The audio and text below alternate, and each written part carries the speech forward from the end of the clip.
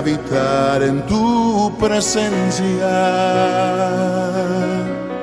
menguar para que crezcas tú y cada día seré más como tú. Quebranta mi corazón, quebranta mi vida, te entrego mi voluntad a ti. Todo lo que soy, Señor, todo cuanto tengo es tuyo. Yo quiero menguar para que crezcas tú.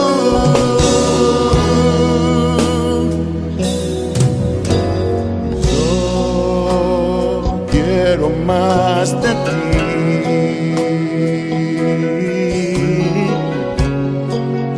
y habitar en tu presencia,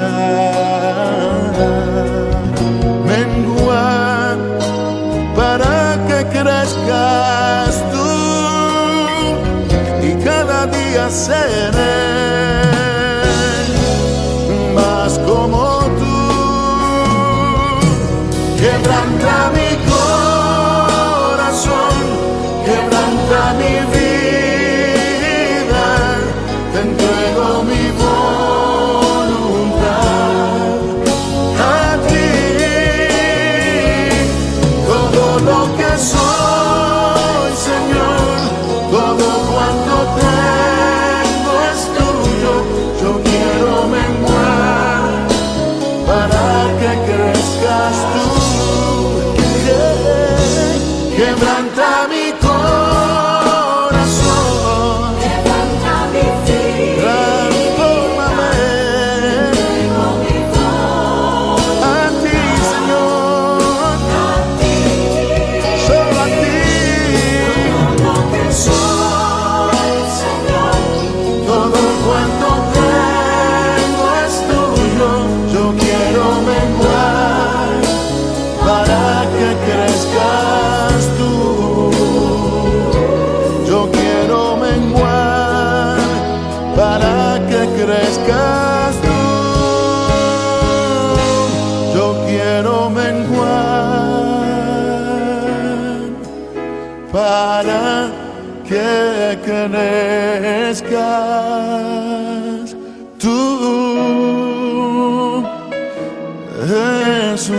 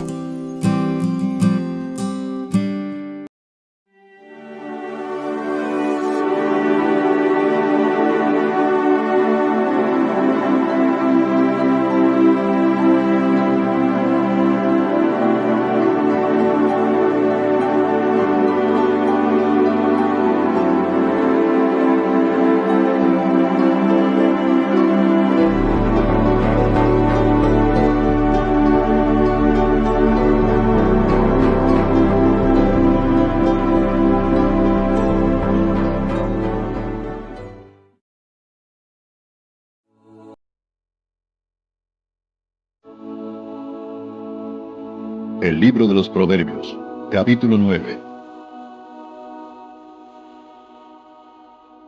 La sabiduría edificó su casa, labró sus 7 columnas, mató sus víctimas, mezcló su vino y puso su mesa. Envió sus criadas, sobre lo más alto de la ciudad clamó. Dice a cualquier simple, ven acá. A los faltos de cordura dice, venid, comed mi pan y bebed del vino que yo he mezclado. Dejad las simplezas y vivid, y andad por el camino de la inteligencia. El que corrige al escarnecedor se acarrea afrenta. El que reprende al impío se atrae mancha. No reprendas al escarnecedor para que no te aborrezca. Corrige al sabio y te amará. Da al sabio y será más sabio. Enseña al justo y aumentará su saber. El temor de Jehová es el principio de la sabiduría, y el conocimiento del Santísimo es la inteligencia. Porque por mí se aumentarán tus días, y años de vida se te añadirán. Si fueres sabio, para ti lo serás, y si fueres escarnecedor, pagarás tú solo. La mujer insensata es alborotadora, es simple e ignorante.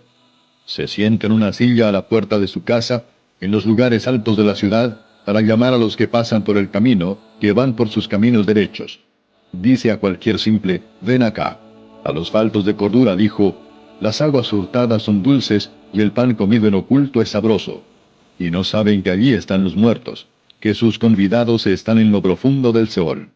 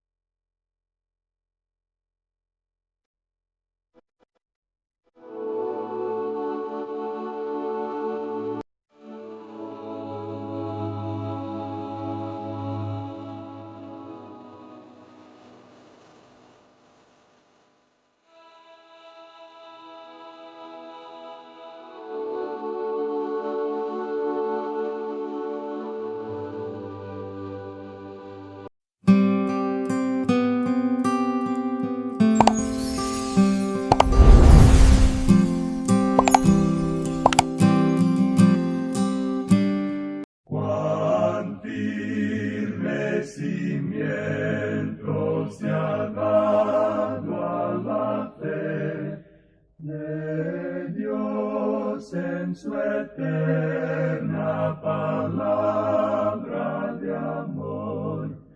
Con el propósito de compartir con usted las inmutables verdades de la palabra de Dios, presentamos A través de la Biblia, un estudio detallado y sistemático de toda la Biblia que le ayudará a conocer lo que Dios ha revelado para nuestro provecho espiritual. Estos estudios bíblicos fueron diseñados y elaborados por el Dr. J. Vernon McGee, versado maestro de la Biblia, quien dedicó la mayor parte de su vida a la enseñanza clara y sencilla de la palabra de Dios. Acompáñenos, pues, mientras avanzamos en nuestro recorrido a través de la Biblia. Cuán firme cimiento la palabra de Dios. Es un gozo estar nuevamente con usted, amigo oyente, para traerle otro estudio de la serie A través de la Biblia. Llegamos hoy, amigo oyente, al capítulo 9 del libro de Proverbios. Y llegamos al lugar donde la sabiduría ha abierto su colegio. Este es el primer día de escuela, el primer día de clases. El joven ha sacado su matrícula, ya está inscrito en la escuela, Colegio de Sabiduría. Estamos agradecidos por eso. La campana que llama a las clases en la escuela está por sonar. Todo está preparado, así es que vamos a observar este Colegio de la Sabiduría. Leamos los primeros 5 versículos del capítulo 9 de Proverbios. La sabiduría edificó su casa, labró sus 7 columnas, mató sus víctimas, mezcló su vino y puso su mesa. Envió sus criadas, sobre lo más alto de la ciudad clamó. Dice a cualquier simple, ven acá. A los faltos de cordura dice, venid, comed mi pan, y bebed del vino que yo he mezclado. La sabiduría ha edificado su casa. Este es el colegio de la sabiduría. Tiene 7 columnas. Estas 7 columnas nos hablan no de la perfección, sino de algo que ha sido completado. El recibir la educación completa, desde el jardín de infantes hasta la universidad, hasta recibir el grado de doctor en filosofía. Eso es una educación completa. Así es que la sabiduría ha edificado su casa y ha modelado 7 columnas. Siempre ha habido gente que gusta jactarse del hecho de que el Señor Jesucristo tuvo 12 hombres y que éstos no habían sido bien educados.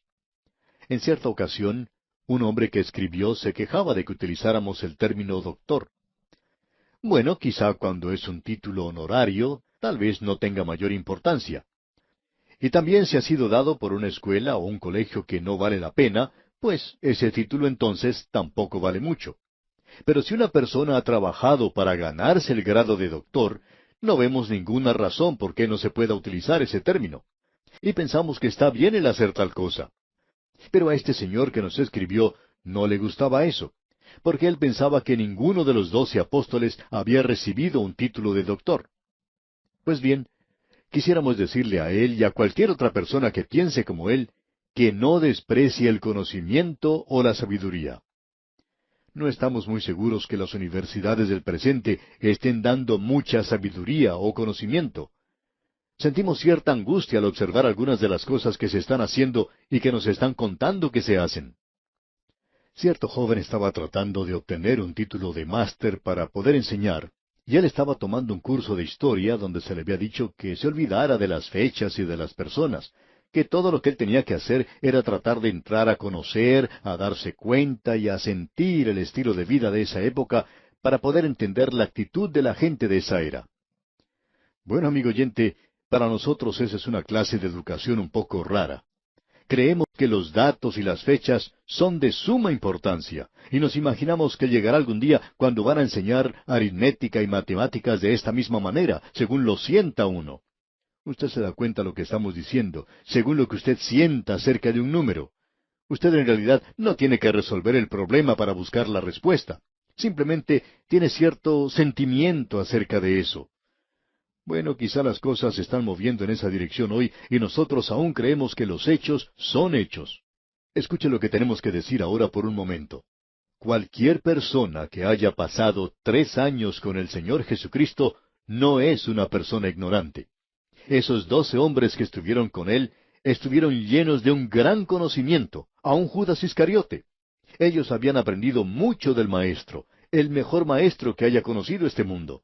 Ellos aprendieron de Él, y usted no los puede llamar a ellos ignorantes así por así. Después de todo, Pablo era un hombre que había estudiado mucho en su vida. Nadie puede decir que él era un hombre ignorante. Ya hemos dicho que la sabiduría es el Señor Jesucristo, y Él, amigo oyente, puede darle a usted una educación completa. La sabiduría ha edificado su casa. Ahora el versículo 2, volviendo a este capítulo 9 de Proverbios, nos dice, mató sus víctimas, mezcló su vino y puso su mesa. Ya es hora de ir al colegio y de comenzar a comer. ¡Qué cuadro el que tenemos aquí! Permítanos decirle, amigo oyente, que hoy nosotros tenemos la misma cosa. El Señor Jesucristo describió nuestra era en la cual estamos viviendo. Él dijo, un hombre hizo un gran banquete e hizo invitaciones para ciertas personas para que vinieran a comer con él. Esta gente fue invitada. Todas las cosas habían sido preparadas. Pero aquellos que habían sido invitados no vinieron. Así que ese hombre salió a los caminos a invitar a la gente. La sabiduría siempre tiene que hacer eso, y eso es interesante. Y vemos aquí que eso fue lo que ocurrió en este caso. Leamos el versículo 3. Envió sus criadas, sobre lo más alto de la ciudad clamó. La campana de la escuela está sonando, repicando ese llamado que es el llamado de la sabiduría. Y continuamos con los versículos 4 al 6 de este capítulo 9 de Proverbios. Dice a cualquier simple, ven acá. A los faltos de cordura dice, venid, comed mi pan, y bebed del vino que yo he mezclado. Dejad las simplezas y vivid, y andad por el camino de la inteligencia. Así es que de la sabiduría ha salido esta invitación. Nosotros en el día de hoy tenemos que salir a los caminos a hacer nuestro llamado. Nuestro mensaje hoy es, Dios está reconciliado con usted, reconcíliese usted con Dios. Nosotros somos embajadores hoy y debemos esparcir la palabra de Dios. Eso es lo que estamos tratando de hacer mediante este programa radial. Y opinamos que la palabra de Dios probablemente está siendo esparcida hoy de una manera mucho más superior que en cualquier otra época o historia de este mundo. Y la invitación es para ir al colegio de la sabiduría, el ir a Cristo Jesús. Pero como siempre ocurre, hay quienes no van a escuchar, no quieren escuchar. Son aquellos que se burlan, hacen que uno pierda el tiempo con ellos. Hay aquellos que hacen que usted desperdicie su tiempo, el que eche sus perlas a los cerdos. Creemos que usted va a encontrar aún en las iglesias un pequeño grupo que va a resistir la palabra de Dios. Usted pierde su tiempo tratando de presentar la palabra de Dios ante ellos. Ahora alguien quizá diga, pero nosotros debemos seguir haciendo esto. No, amigo oyente. Él dice, no echéis vuestras perlas delante de los cerdos. Y escuche lo que dice en este capítulo 9 de Proverbios. Hay personas que creen que esto es algo que ha sido agregado aquí, insertado, y que no pertenece a esto. Pero este es el lugar donde sí pertenece. Escuche lo que dicen los versículos 7 y la primera parte del versículo 8. El que corrige al escarnecedor se acarrea afrenta. El que reprende al impío se atrae mancha. No reprendas al escarnecedor para que no te aborrezca.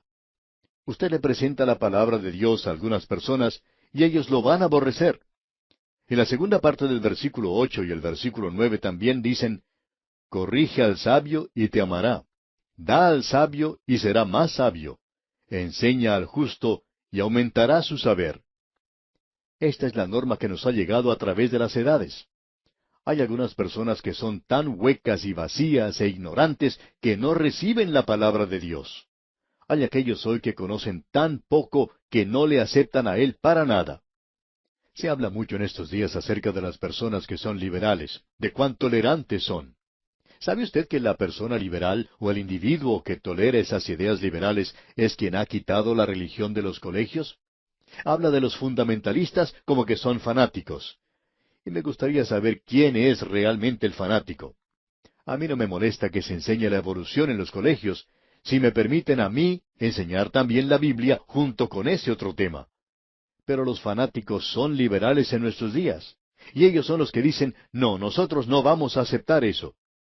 Debemos decir, amigo oyente, que ellos son ignorantes. No interesa qué clase de grado o título hayan obtenido.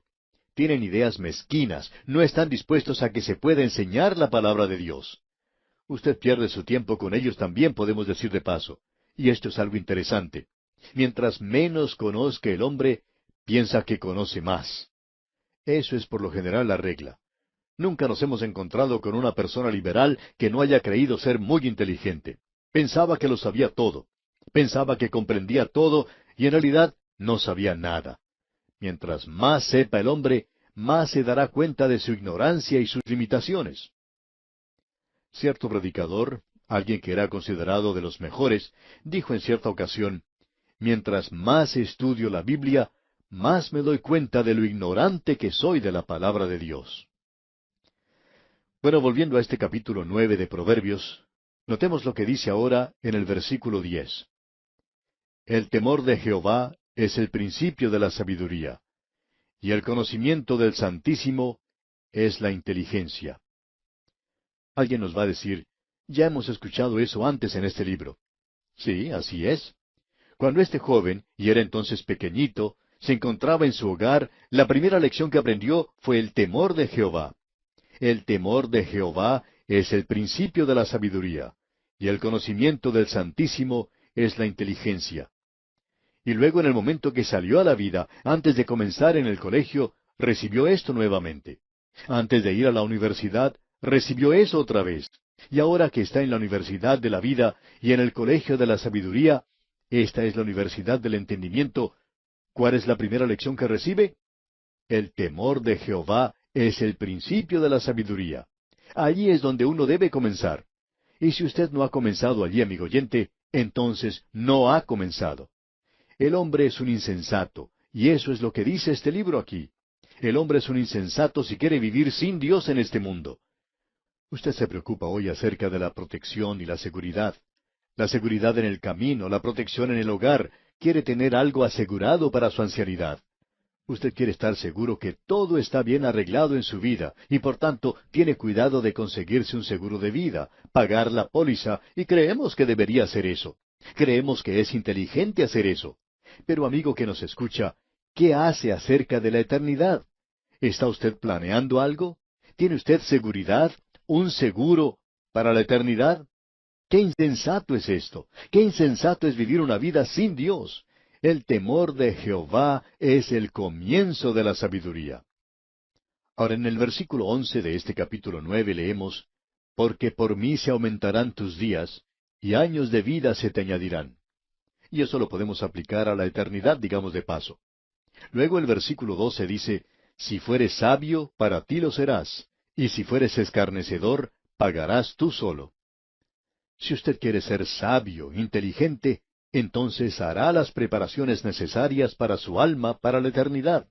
Ahora, si usted va a ser un escarnecedor y va a ridiculizar todas estas cosas, entonces, amigo oyente, usted será juzgado. Quizás usted opine que no somos muy refinados al decir esto, pero alguien debería advertirlo, amigo oyente. Usted está en camino al infierno en el día de hoy. Allí es donde usted se está dirigiendo. Si nosotros dijéramos que al salir de su casa va a tener un accidente, entonces diría, tengo que hacer algo en cuanto a eso. Pero, amigo oyente, ¿qué va a hacer usted acerca de la eternidad? ¿Y a dónde se está dirigiendo usted ahora? Esto es algo realmente tremendo. Si usted quiere continuar en su propio camino, entonces usted va a ser el perdedor en todo esto. Un hombre dijo en una ocasión, ¿sabe una cosa? A mí no me convence todo este asunto de la vida eterna y lo relacionado con eso de confiar en Jesucristo. Eso está bien quizá para algunas personas, pero a mí no me interesa esa clase de cosas. Bueno, debemos decir lo siguiente. Quizá usted tenga razón. Supongamos que tiene razón. Entonces, usted y yo estamos en la misma situación. Vamos a ir a parar al mismo lugar si es que tiene razón. Pero supongamos que nosotros tenemos razón y que usted está equivocado. Amigo oyente, usted va a encontrarse en una posición muy mala. Como cierto ateo dijo en una ocasión, yo quedaría satisfecho si no fuera por lo funesto que sería si la Biblia es verdad. Sí, podría ser así. Y si lo es, entonces puede ser algo tremendo para usted cuando usted le dé la espalda a Cristo. Bueno, continuando nuestra lectura aquí en este capítulo 9 de Proverbios, se nos dice algo en cuanto a la mujer insensata. Leamos el versículo 13. La mujer insensata es alborotadora, es simple e ignorante. La insensatez también tiene un colegio. Y parece que hay muchos de estos colegios a nuestro alrededor hoy. Luego el versículo 14 dice, se sienta en una silla a la puerta de su casa, en los lugares altos de la ciudad. No es necesario que ella salga a los caminos a invitar a las personas. Ellos vienen a ella. Así es este colegio de la insensatez hoy. Hay miles de personas que están asistiendo a colegios como este en la actualidad. Siguiendo adelante, el versículo 15 dice, para llamar a los que pasan por el camino, que van por sus caminos derechos. La sabiduría quiere gente que venga, que sea sencilla. Pero, amigo oyente, usted es simple si se dirige al colegio de la mujer insensata. Y los versículos finales de este capítulo 9, versículos 16 al 18, dicen, dice a cualquier simple, ven acá. A los faltos de cordura dijo, las aguas hurtadas son dulces, y el pan comido en oculto es sabroso. Y no saben que allí están los muertos, que sus convidados están en lo profundo del Seol. Ah, amigo oyente, ¿cuántos de aquellos hombres llamados sabios se han dirigido en esa dirección y se han dado cuenta de lo trágico que es su final? Byron escribió hacia el final de su vida, mis días se encuentran en la hoja amarilla ya. La flor, el fruto de la vida, se ha ido. El gusano, la llaga y el dolor son solamente míos. Byron, quien había tenido de todo, era bien parecido, era un genio. Había tenido fama, el aplauso de todo el mundo. Había tenido riquezas, él había tenido todas estas cosas. Y sin embargo, él dice, el gusano, la llaga y el dolor son solamente míos. Así es como terminó él, amigo oyente. No hace mucho tiempo un actor de cine muy famoso se había casado con varias bellezas de este mundo, y no hace mucho ya en su ancianidad se suicidó. Dejó una nota que decía, estoy cansado de esta vida. ¿Cuán trágico es esto, amigo oyente? Y volvemos a decir, amigo oyente, que la insensatez tiene su colegio. Y créanos, existe una lista de espera de aquellos que quieren ingresar a ese colegio. Todos quieren inscribirse en ese colegio. Ese es el cuadro que tenemos de la insensatez. Ahora, las clases están por comenzar, y llegamos nosotros al primer día de clase. Ahora, en el capítulo 10, suena la campana para ir al colegio, y el joven estudiante recibe algunas instrucciones para su vida. ¿Cuán importante es esto? Estas son las lecciones que tenemos que aprender en la escuela de Cristo. y técnicamente hablando, tenemos ante nosotros los Proverbios de Salomón, que fueron escritos y ordenados por él mismo. Notemos lo que dice el versículo 1 de este capítulo 10. Los Proverbios de Salomón. El hijo sabio alegra al padre, pero el hijo necio es tristeza de su madre. ¿Se ha dado usted cuenta, amigo oyente, que en esta vida, si un padre tiene un hijo que ha ido a la universidad y ha logrado buenas calificaciones, y quizás hasta haya resultado un atleta destacado, este padre no deja de jactarse y decirle a todo el mundo lo inteligente que ha sido su hijo, que ahora es profesor de la universidad, etcétera, etcétera? ¿Ha escuchado usted a alguien hablar de esa manera? Pero supongamos que este muchacho, en lugar de triunfar de esa manera, fue un fracaso y no llegó a hacer nada. Pues bien, el padre no dice nada acerca de todo esto. Mantiene su boca bien cerrada. Ahora, la segunda parte del versículo 1 nos dice, pero el hijo necio es tristeza de su madre. Es la madre la que se entristece cuando sucede algo así. El padre guarda silencio y simplemente lo ignora todo. ¿Qué cuadro de la vida el que tenemos aquí? El hijo sabio y el hijo necio. Usted puede ser cualquiera de esos dos. Luego en el versículo 2 de este capítulo 10 de Proverbios leemos, los tesoros de maldad no serán de provecho, mas la justicia libra de muerte. Nuevamente tenemos que decir que Cristo ha sido hecho para nosotros no solo sabiduría, sino justicia. Él nos libra a nosotros de la muerte. Y el versículo 3 dice, Jehová no dejará padecer hambre al justo, mas la iniquidad lanzará a los impíos. Y esto es cierto en la vida, ya que se ve personas que han tenido grandes fortunas y han partido y han dejado esa gran fortuna. Nunca tuvo mayor significado para ellos. Nunca llegaron a disfrutarlo. Pero lo interesante de notar es que Dios bendice al hombre justo. Y eso también ha sido realidad en la vida, amigo oyente. Él tendrá sus problemas y dificultades y puede estar pasando por un tiempo difícil hoy. Pero qué satisfacción y qué bendición se puede tener hoy sirviendo al Señor. Y el versículo 4 de este capítulo 10 de Proverbios dice, la mano negligente empobrece, mas la mano de los diligentes enriquece. La diferencia entre las personas hoy. Hay muchos creyentes maravillosos que son muy generosos. Otros, en cambio, no lo son. Son más bien mezquinos. Amigo oyente, muy triste es la vida de la persona que es mezquina con su dinero. Esa clase de persona siempre tiene una vida miserable, y es en cuanto a todo. Pero el alma generosa, qué cuadro diferente el que se nos presenta. ¿Cómo concuerda con la vida nuestra? Bueno, amigo oyente, vamos a tener que dejar aquí por hoy y continuar, Dios mediante, en nuestro próximo estudio. Mientras tanto, le aconsejamos que continúe leyendo este capítulo 10 de Proverbios, ojalá todo el capítulo, y también estudiarlo junto con las notas y bosquejos.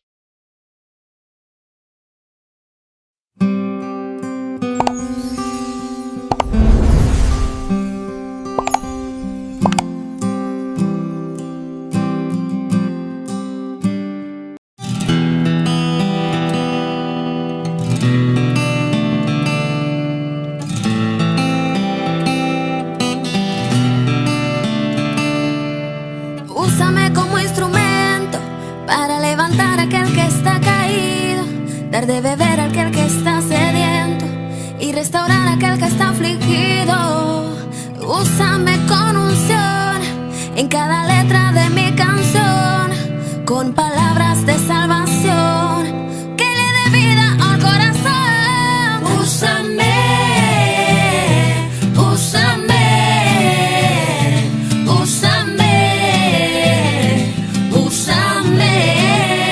Hoy yo quisiera que me uses pa' tu gloria y pa' tu reino, porque hice un pacto contigo, mi Señor, y fue eterno. Trabajar contigo en verano o en invierno, mostrándole del camino que lo guía hasta tu reino. Úsame, Señor, como instrumento de bendición, llevando la salvación por medio de mi canción. Pon la unción y en este siervo la visión de llevar al corazón palabra de salvación. Y yo sé que me usarás, lo prometido cumplirás, pues nunca me dejarás y conmigo siempre estarás. Aunque haya mares rojos, sé que tú los abrirás. Yo seguiré pa'lante en el nombre de Jehová. Úsame,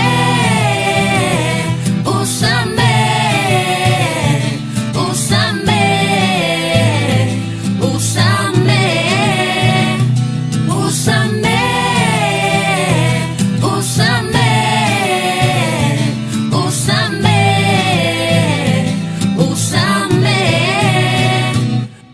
que mi padre me llamó y con su sangre él me lavó y me liberó. Y una palabra me entregó, que él sería mi consuelo cuando sienta la aflicción. Y cuando se torne oscuro me alumbrará con su voz. Y como quiero agradarle y no tengo mucho para darle, hoy todo mi talento a él quiero entregarle. Pues él me lo dio y lo desperdicié, pero me levantó y ahora estoy de pie. Y yo sé que me usarás, lo prometido cumplirás, pues nunca me dejarás y conmigo siempre estarás. Aunque haya mares rojos, sé que tú los abrirás. Yo seguiré para adelante en el nombre de Jehová. Úsame, úsame. Ey. Úsame, úsame, úsame, úsame, úsame, úsame, úsame, úsame. Ey, ese Renault Jackson, algo más que música.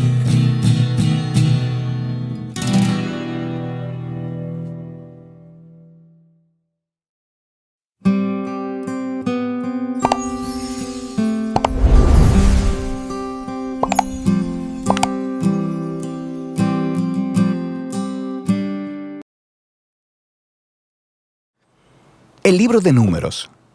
Este cuarto libro de la Biblia continúa la historia de Israel después de su éxodo de la esclavitud en Egipto. Dios los había llevado al monte Sinaí y ahí había hecho un pacto con ellos. Y a pesar de la rebelión de Israel, Dios, en su gracia, proveyó en el tabernáculo una manera en que Israel pudiera vivir cerca de su santa presencia.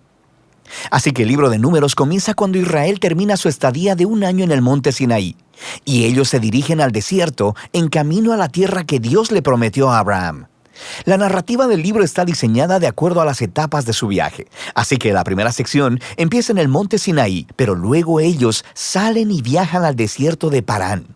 Y luego, después de ahí, viajan a las llanuras de Moab, que están justo frente a la tierra prometida. Ahora, la primera parte inicia con un censo donde el pueblo es contado, y de ahí viene el nombre del libro. Y luego hay leyes sobre cómo las tribus de Israel debían ser acomodadas en el campamento. Así que el tabernáculo debía ir en el centro, y luego, alrededor de él, los sacerdotes y levitas, y alrededor de ellos, las 12 tribus cuidadosamente ordenadas con Judá a la cabeza. Todo esto era un símbolo elaborado sobre cómo la presencia santa de Dios estaba en el centro de su existencia como pueblo.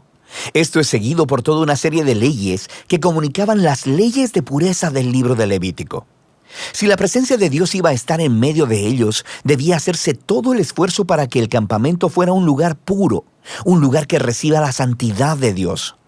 En el capítulo 10, la presencia de Dios se levanta del tabernáculo y guía a Israel lejos del Sinaí, hacia el desierto. E inmediatamente las cosas comienzan a marchar terriblemente mal. En el capítulo 11 el pueblo empieza a quejarse de hambre y sed y empiezan a decir que quieren regresar a Egipto. Luego, en el capítulo 12, incluso el hermano y la hermana de Moisés empiezan a oponerse y a hablar mal de él delante de todo el pueblo. Este viaje no tuvo un buen comienzo. La siguiente sección comienza cuando los israelitas llegan al desierto de Parán, más o menos a la mitad del camino a la tierra prometida. Y Dios le dice a Moisés que envía a los 12 espías, uno por cada tribu, para que puedan reconocer la tierra prometida. Y cuando todos los espías regresan, 10 de ellos dicen que no hay posibilidad de que Israel pueda sobrevivir allí, porque los cananeos los destruirán. Pero hay 2 espías, Caleb y Josué, que dicen que Dios puede salvarlos. Pero los 10 provocan al pueblo a una ira temerosa y empiezan a planear un motín. Van a nombrar un nuevo líder y regresar a Egipto. Así que Dios está comprensiblemente molesto y Moisés intercede en favor del pueblo. Él le pide a Dios que sea fiel a sus promesas a Abraham. Así que Dios lo hace, pero no a expensas de su justicia. Él le da a estos israelitas lo que ellos desean, no entrar a la tierra. Y Dios sentencia a esa generación a vagar en el desierto durante 40 años hasta que mueran. Solo sus hijos entrarán a la tierra prometida. Ahora, tú pensarías que esta severa consecuencia los haría despertar, pero las cosas se ponen peor. En la siguiente historia aparece todo un grupo de levitas que empezaron una rebelión y retan el liderazgo de Moisés y de Aarón, diciendo que han ido demasiado lejos. De manera que Dios lidia severamente con estos levitas y renueva su compromiso con Moisés y Aarón como los líderes de Israel. Ahora, mientras dejan la región de Parán y vuelven a viajar, las cosas se empeoran de nuevo. Los israelitas empiezan a quejarse otra vez sobre su sed y le preguntan a Moisés por qué los sacó de Egipto. Así que Dios le dice a Moisés que le hable a una roca para sacar agua para todo el pueblo. Pero Moisés no hace eso, sino que excede los límites. Golpea la roca 2 veces y luego dice: «¡Rebeldes! ¿Tenemos nosotros que sacarles agua de esta roca?». Así que Moisés deshonra a Dios al ponerse en el lugar de Dios como el que provee agua. De manera que Moisés hace que caiga sobre sí mismo el mismo destino que el de la generación en el desierto. Él también morirá en el desierto y no podrá entrar en la tierra prometida. Después de esto, los israelitas se rebelan una vez más, y Dios trae un juicio muy extraño sobre ellos. Serpientes venenosas vienen y muerden al pueblo. Así que Moisés intercede una vez más a favor del pueblo. Y Dios le dice a Moisés que haga una serpiente de bronce y la levante en una asta. Y todo el que vea a esta serpiente sería sanado de la mordida venenosa. Es un símbolo muy extraño, pero habla del reto que representa para Dios el permanecer fiel a su pacto. Él está en lo correcto al traer justicia sobre el pecado y la maldad de Israel. Pero incluso la justicia de Dios se transforma en una fuente de vida para aquellos que miran a Dios para ser sanados. A partir de aquí, el pueblo se dirige a las llanuras de Moab. La primera parte principal de esta sección se enfoca en la extraña figura de Balaam. El rey de Moab está asustado por este enorme grupo de gente viajando a través de su territorio. Así que contrata a un hechicero pagano, Balaam, para maldecir a Israel.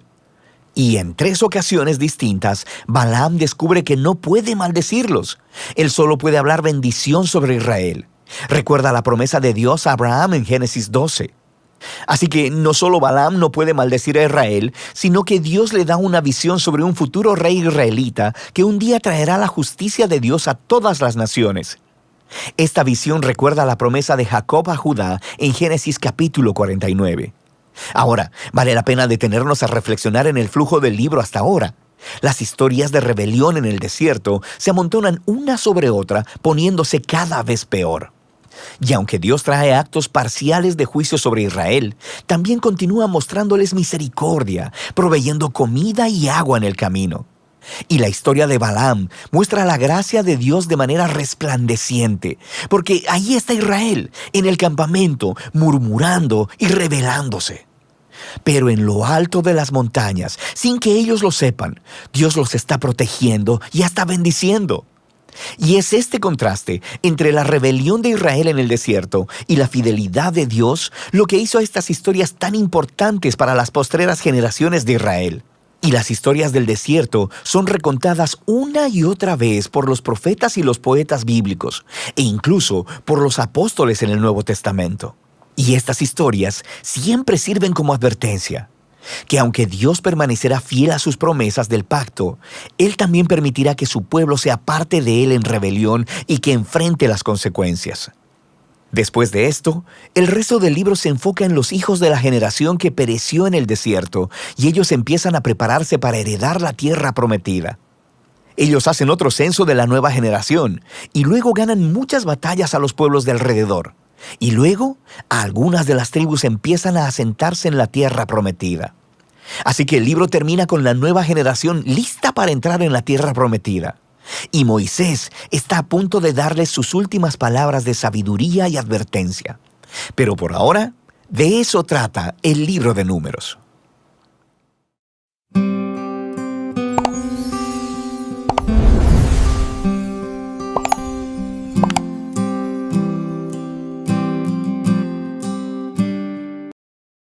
El libro de Números, capítulo 12. Mientras estaban en Haserot, Miriam y Aarón criticaron a Moisés porque se había casado con una cusita. Dijeron: ¿Ha hablado el Señor solamente por medio de Moisés? ¿Acaso no ha hablado también a través de nosotros? Y el Señor los oyó. Ahora bien, Moisés era muy humilde, más que cualquier otra persona en la tierra. Así que el Señor llamó de inmediato a Moisés, a Aarón y a Miriam, y les dijo: Vayan los tres al tabernáculo. Y los tres fueron allí. Entonces el Señor descendió en la columna de nube y se detuvo en la entrada del tabernáculo. Aarón y Miriam. Ellos dieron un paso al frente y el Señor les habló. Escuchen lo que voy a decir. Si hubiera profetas entre ustedes, yo, el Señor, me revelaría en visiones. Les hablaría en sueños, pero no con mi siervo Moisés. De toda mi casa, él es en quien confío. Yo le hablo a él cara a cara, con claridad y no en acertijos. Él ve al Señor como él es. Entonces, ¿por qué no tuvieron temor de criticar a mi siervo Moisés? El Señor estaba muy enojado con ellos y se fue. Cuando la nube dejó de estar encima del tabernáculo, allí estaba Miriam, con su piel tan blanca como la nieve, leprosa. Cuando Aarón vio lo que había pasado con ella, clamó a Moisés: ¡Oh, mi Señor! ¡Por favor! ¡No nos castigues por este pecado que tan neciamente cometimos! No dejes que ella sea como un bebé que nace muerto y que ya está en descomposición.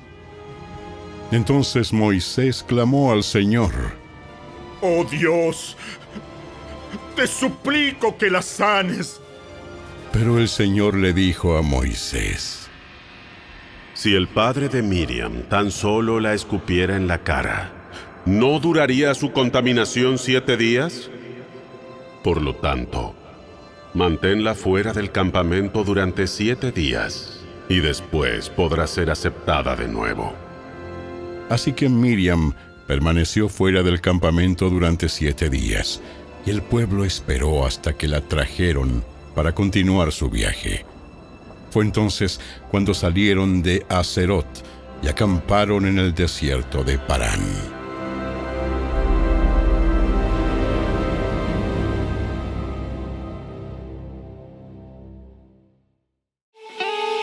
Si te gustó este video, dale me gusta, suscríbete a nuestro canal y asegúrate de activar la campanita de notificaciones para que siempre estés al día con nuestros nuevos recursos. Recuerda seguirnos también en nuestras redes sociales. Descarga ahora mismo la app y escucha la audio Biblia dramatizada en tu celular. Busca lectura pública de la Biblia en la tienda de tu dispositivo o vea la descripción de este video donde también encontrarás los links de descarga. Para ver el siguiente video, toca el recuadro que aparece en tu pantalla. ¡Hasta pronto!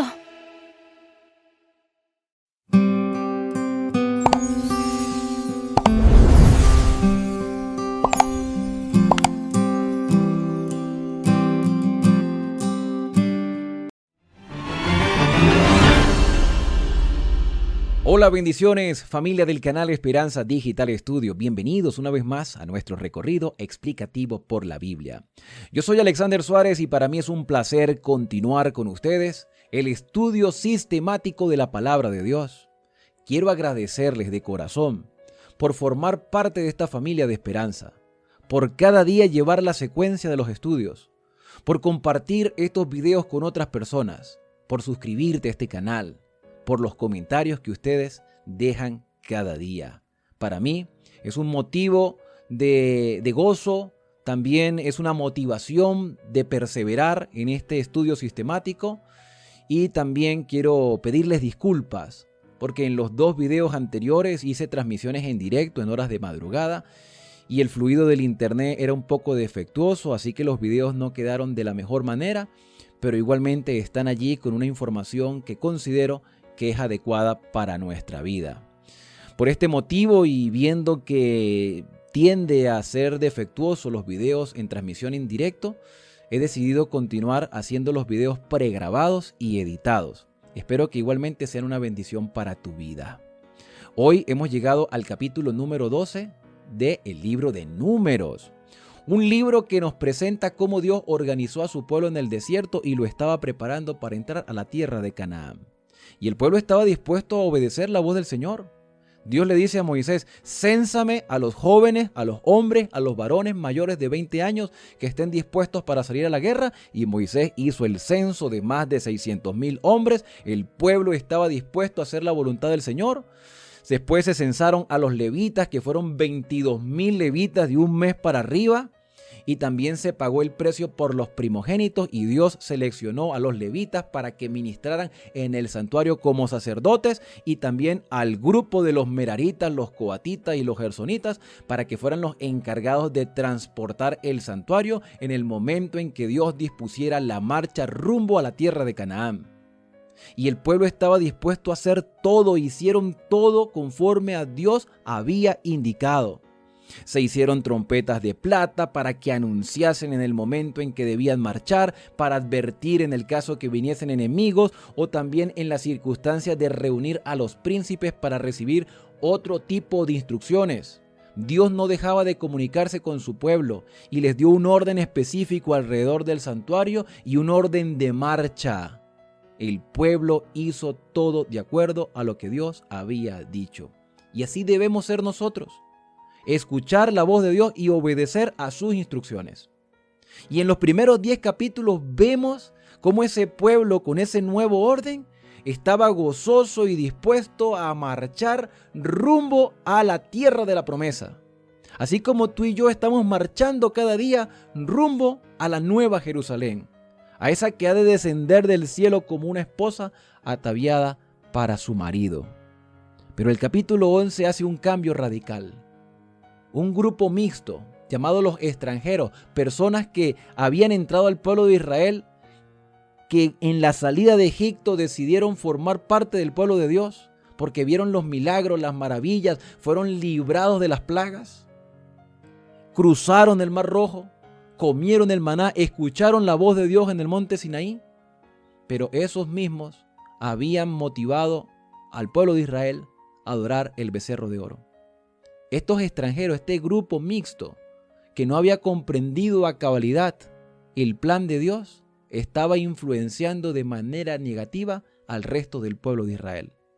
Ahora, no era que ellos no tenían oportunidad de salvación, claro que tenían oportunidad de salvación, pero debían dejarse transformar por el poder del Espíritu Santo.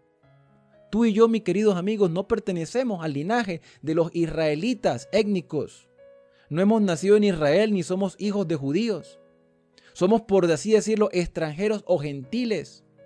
Y tú y yo también tenemos oportunidad de salvación, pero tenemos que hacer las cosas como Dios ha establecido, no a nuestra manera, no como a mí me parece. Este grupo mixto motivó al pueblo de Israel a murmurar en contra de Moisés porque estaban hastiados de comer maná. Querían comer carne, pero no la carne que tenían de los animales que tenían en los rebaños. Querían que Dios hiciese descender carne del cielo. Y Dios le dijo a Moisés: santifica al pueblo. Dile al pueblo que se santifique, y selecciona a 70 hombres. Hombres que serían llenos del Espíritu Santo. Y estos 70 hombres profetizaron, instruyeron, exhortaron al pueblo de Dios. Les advirtieron sobre las consecuencias de la desobediencia. Porque al día siguiente cayeron codornices alrededor de todo el campamento de Israel a un día de camino. Dice que la altura de las codornices, los montones de la altura de las codornices era de 2 codos. Estamos hablando de 90 centímetros y cubrió una gran extensión de tierra, al punto que los israelitas fueron un día de camino y hacían montones hasta de 10 montones de codornices. Y dice que la carne todavía la tenían entre los dientes y se dejaron llevar por la glotonería, y el fuego del Señor se encendió. Porque ellos actuaron de manera desenfrenada, con locura. No todos, solamente aquellos que se habían dejado llevar por la glotonería. La parte final del capítulo 11, versículo 31, dice que llamaron a ese lugar Kibrot Hatabá, que significa la tumba de los codiciosos. por cuanto allí sepultaron a los que habían sido entregados a la glotonería. De ese lugar, de Kibrot-Hatabá, el pueblo partió hasta Hazerot, y es allí en Hazerot donde inicia entonces el capítulo número 12. Allí en Hazerot, dice el versículo 1, María y Aarón hablaron contra Moisés a causa de su esposa.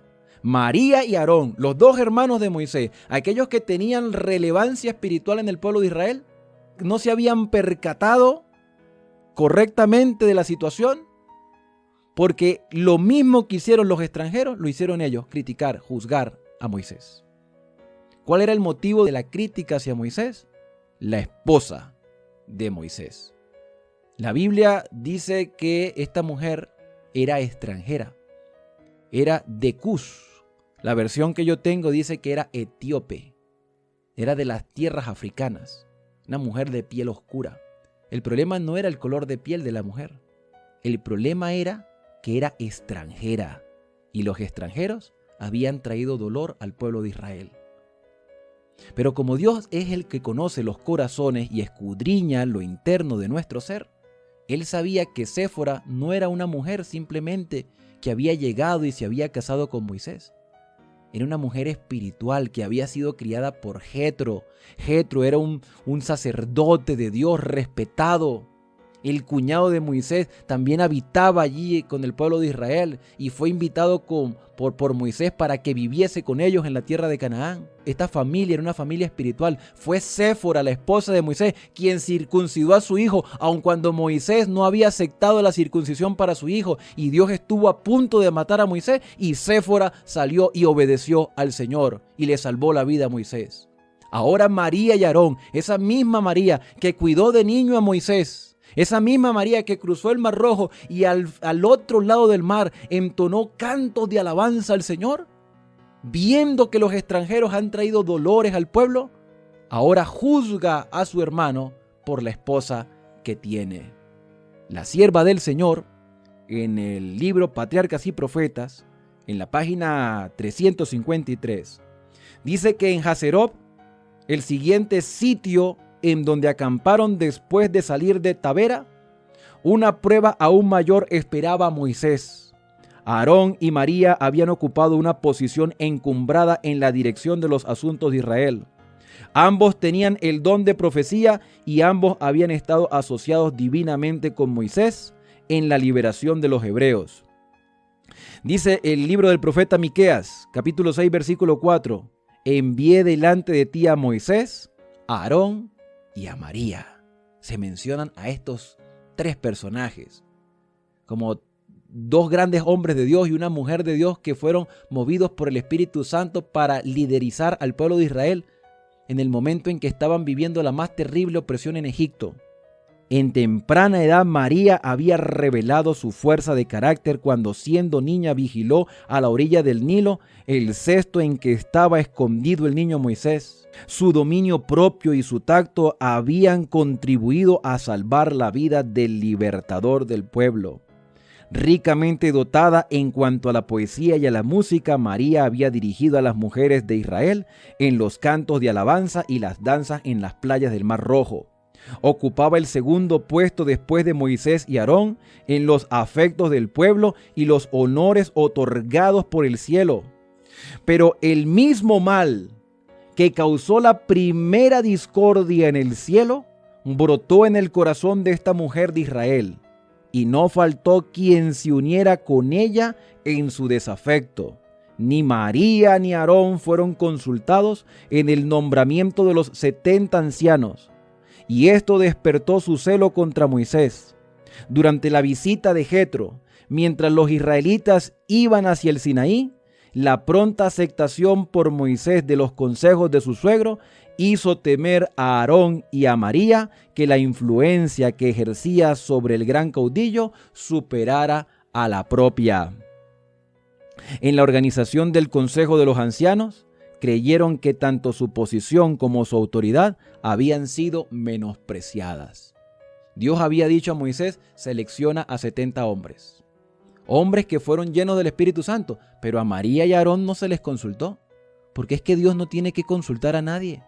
somos nosotros los que debemos consultar a Dios. María y Aarón se sintieron despreciados por esta circunstancia. Nunca habían concebido María y Aarón la carga de cuidado y responsabilidad que había pesado sobre Moisés. No obstante, por haber sido escogidos para ayudarlo, se consideraban copartícipes con él de la responsabilidad de dirigir al pueblo y estimaban innecesario el nombramiento de más asistentes. Moisés comprendía la importancia de la gran obra que se le había encomendado como ningún otro hombre la comprendió jamás. Se daba cuenta de su propia debilidad e hizo a Dios su consejero. Aarón se tenía en menor estima y confiaba menos en Dios. Había fracasado cuando se le había encomendado responsabilidad y reveló la debilidad de su carácter por su baja condescendencia en el asunto del culto idólatra en el Sinaí. Pero María y Aarón, cegados por los celos y la ambición, perdieron esto de vista. Dios había honrado altamente a Aarón al designar a su familia para los cargos sagrados del sacerdocio. Sin embargo, aún esto contribuía ahora a intensificar su deseo de exaltación. Decían, dice la Escritura, allí en el versículo 2 de Números: ¿solo por Moisés habla el Señor? ¿No habla también por nosotros? Creyéndose igualmente favorecidos por Dios, pensaron que tenían derecho a la misma posición y autoridad que Moisés. Cediendo al espíritu de desafecto, María halló motivo de queja en cosas que Dios había desistido especialmente. El matrimonio de Moisés la había disgustado. El hecho de que había elegido esposa de otra nación, en vez de tomarla de entre los hebreos, ofendía a su familia y al orgullo nacional. Trataba a Séfora con un menosprecio que no disimulaba. Aunque se la llama mujer cusita o etíope, la esposa de Moisés era de origen madianita y por lo tanto descendiente de Abraham.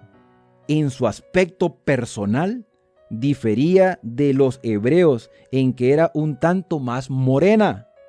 Aunque no era israelita, Séfora adoraba al Dios verdadero. Era de un temperamento tímido y retraído, tierno y afectuoso, y se afligía mucho en presencia de los sufrimientos. Por ese motivo, cuando Moisés fue a Egipto, él consintió en que ella regresara a Madián. Quería evitarle la pena que significaba para ella presenciar los juicios que iban a caer sobre los egipcios. Cuando Séfora se reunió con su marido en el desierto, vio que las responsabilidades que llevaba estaban agotando sus fuerzas y comunicó sus temores a Jetro, quien sugirió que se tomaran medidas para aliviarlo. Esta era la razón principal de la antipatía de María hacia Séfora. Herida por el supuesto desdén infligido a ella y a Aarón, y considerando a la esposa de Moisés como causante de la situación, concluyó que la influencia de ella le había impedido a Moisés que los consultara como lo había hecho antes. Si Aarón se hubiera mantenido firme de parte de lo recto, habría impedido el mal, pero en vez de mostrarle a María lo pecaminoso de su conducta, se unió a ella, prestó oído a sus quejas y así llegó a participar de sus celos. Moisés soportó sus acusaciones en silencio paciente y sin queja. Fue la experiencia que adquirió durante los muchos años de trabajo y espera en Madián, el espíritu de humildad y longanimidad que desarrolló allí, lo que preparó a Moisés para arrostrar con paciencia la incredulidad y la murmuración del pueblo y el orgullo y la envidia de los que debían ser sus asistentes fieles y resueltos. Aquí vemos a un Moisés que la Biblia describe como el hombre más manso de la tierra. Aunque Moisés era hombre muy manso, dice el versículo 3, el más humilde de toda la tierra. Enseguida el Señor dijo a Moisés y a Aarón y a María, dice el versículo 4, salid vosotros tres a la tienda de reunión, y salieron los tres. María buscó una excusa para criticar a Moisés y utilizó a la esposa de Moisés. Quizás María decía, ella es la causante de todo lo que está pasando. Así como los extranjeros fueron los causantes de la ira de Dios en las codornices, esta mujer está causando dolor a nuestra familia. Y Dios entonces responde por Moisés. No hay respuesta de Moisés. Es Dios quien habla por Moisés y le dice, salgan los tres. Y Dios le habla a Moisés, le habla a Aarón y le habla a María. El Señor descendió en la columna de nube, se puso a la entrada del santuario, llamó a Aarón y a María y le dijo, cuando se adelantaron los dos, oíd ahora mis palabras. Cuando hay entre vosotros profeta del Señor, le apareceré en visión, en sueños hablaré con él. No así con mi siervo Moisés, que es fiel en toda mi casa. Cara a cara hablo con él, a las claras, no en figuras. Y él ve mi apariencia. ¿Por qué pues no temisteis hablar contra mi siervo Moisés? Dios salió en defensa de su siervo. Dios salió en defensa de su amigo. Dios salió en defensa de aquel hombre imperfecto, pero que durante 40 años había recibido la transformación del Señor. Un hombre que necesitaba todavía tener una experiencia más íntima con su Señor, pero que había alcanzado un nivel que hasta el momento no había alcanzado ninguna otra persona. Dice que el rostro de Moisés brillaba cuando salía de la presencia del Señor. ¿Cómo no temieron estos familiares que debían haber sido su apoyo en criticar a su hermano? Debían gozarse con la responsabilidad que tenía su hermano y orar por él y apoyarlo antes que juzgarlo. Dios a todos nos brinda oportunidades. Tú y yo debemos ser un apoyo para aquellos que trabajan para el Señor. Tú y yo tenemos que ser una mano ayudadora más que una voz criticadora. Dejemos que el Señor tome el control de todo. El Señor sabe a quién coloca en su lugar y aceptemos nosotros con humildad la parte y la responsabilidad que el Señor nos ha encomendado. Mis queridos amigos y amigas de Esperanza, el don profético todavía está activo. Esos 70 hombres que el Señor seleccionó iban a ser los profetas, los instructores, los capacitadores, los exhortadores hacia el pueblo de Israel. Aarón era el sacerdote y María era una mujer importante dentro del pueblo de Dios. Ella debía sentirse gozosa de saber de que Dios estaba siendo glorificado en su pueblo. Pero no fue así. Y vino un castigo. Y dice el versículo número 9. Entonces el enojo del Señor se encendió contra ellos y se fue. Cuando la nube se apartó de la tienda, María quedó leprosa, blanca como la nieve. Aarón miró a María y la vio leprosa. Entonces dijo Aarón a Moisés, Señor mío, no cargues este pecado sobre nosotros, porque hemos obrado neciamente, hemos pecado. La que hablaba era María, y ahora sale en su defensa con miedo, con temor Aarón, y habla con Moisés. No quede ella ahora como el que nace muerto, que al nacer tiene miedo, consumiéndose su carne. Entonces Moisés clamó al Señor. Moisés no quería que sus hermanos sufriesen. Así que Moisés clamó al Señor y le dijo, te ruego, oh Dios, que la sanes ahora. Y el Señor respondió, si su padre hubiese escupido en su cara, ¿no le avergonzaría por lo menos 7 días? Sea echada fuera del campamento por 7 días y vuelva después. Así María fue echada del campamento durante 7 días y el pueblo no siguió adelante hasta que ella volvió. Después el pueblo partió de Hazerot y acampó en el desierto de Parán. ¿Qué pasó con María? Quedó leprosa, recibió un castigo, el castigo más terrible que podía tener una persona, una enfermedad de la piel. Tenía que ser expulsada del campamento, pero por un periodo de tiempo. Un periodo de tiempo de reflexión, de meditación. Ella debía llegar ahora, después de ser sanada, con una actitud diferente, con una mentalidad diferente.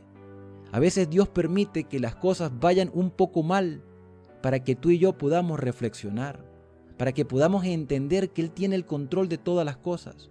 Mis queridos amigos y amigas, dejémonos guiar por el Señor.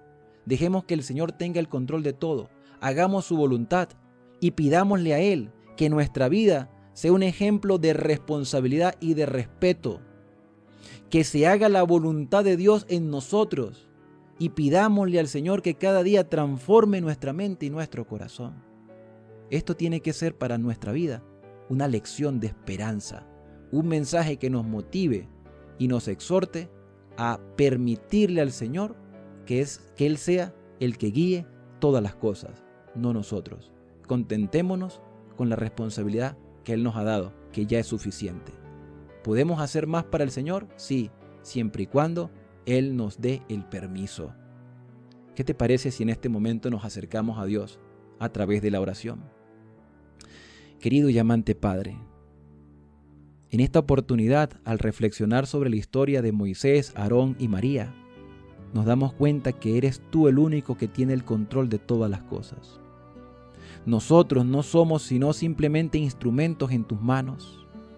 Ayúdanos a respetar a aquellos que trabajan para ti, aquellos que han dedicado su vida en el servicio de tu obra. Aunque imperfectos, son los instrumentos que tú escogiste. Por lo tanto, Señor, en esta época que vivimos, permítenos cumplir nuestra responsabilidad con gozo, sabiendo de que al final, el único que tiene que ser exaltado sobre todas las cosas es Cristo Jesús. Gracias porque nos amas y porque nos escuchas, y porque nos permite, Señor, cada día tener esperanza. En el santo y bendito nombre de Cristo Jesús. Amén. Que Dios te bendiga a lo largo de todo este día. Muchas gracias y te invito a formar parte de esta familia de esperanza suscribiéndote a este canal. Activa las notificaciones. Déjame un comentario. ¿Qué te pareció el video de hoy? ¿Qué lecciones aprendiste? ¿Qué fue lo más revelante del capítulo de este día? Comparte este video con otras personas y la cita será el día de mañana. Ahora, al despedirnos, decimos a cada uno: Dios te bendiga y te guarde. Haga resplandecer Dios su rostro sobre ti y tenga de ti misericordia. Dios alce sobre ti su rostro y ponga en ti paz. Nos vemos el día de mañana.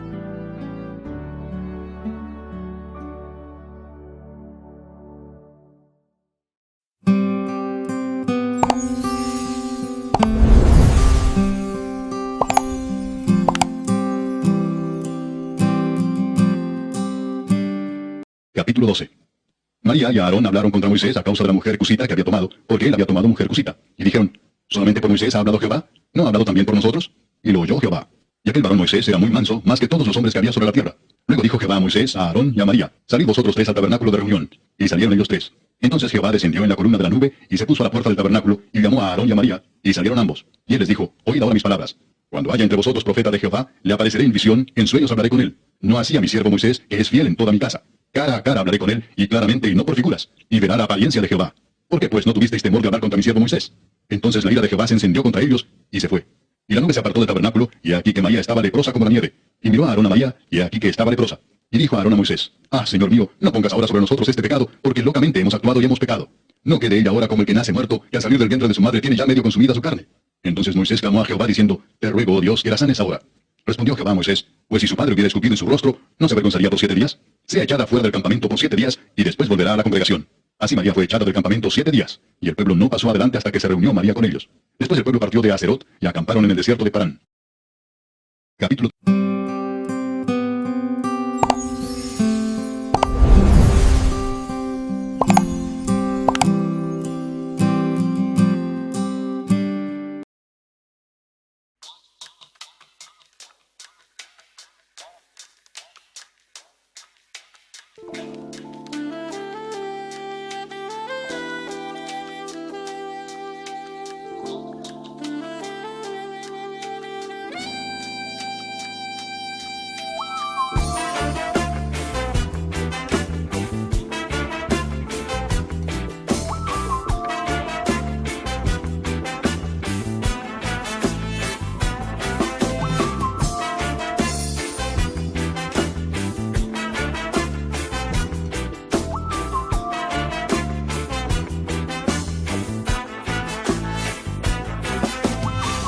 Castigado el tiempo, cansado de correr, y mientras más caminaba sentía que más me alejaba de él. La realidad es dura, no hay nubes de algodón, La fe se vuelve bruma, la opaca el dolor.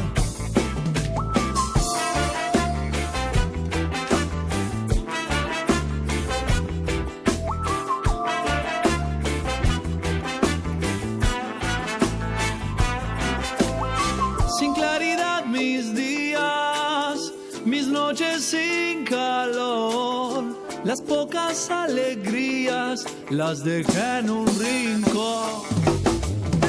¿En qué momento mi vida se alejó de tu amor?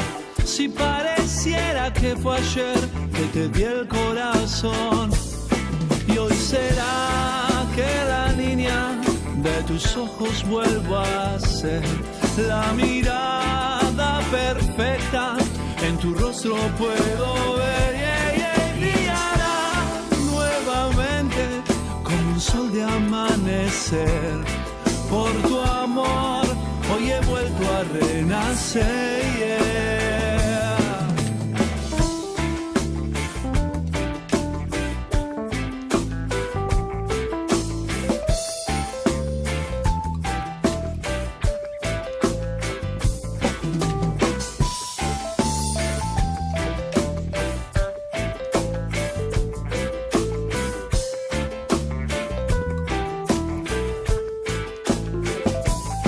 Y hoy será que la niña de tus ojos vuelvo a ser la mirada perfecta, en tu rostro puedo ver, brillará nuevamente como un sol de amanecer. Por tu amor hoy he vuelto a renacer. Por tu amor hoy he vuelto a renacer. Por tu amor hoy he vuelto a renacer. Renacimiento, de eso se trata y no te miento. Es este mi mensaje pa' que guardes bien adentro. No creas la mentira de que no vas a escapar, porque este mundo te traga sin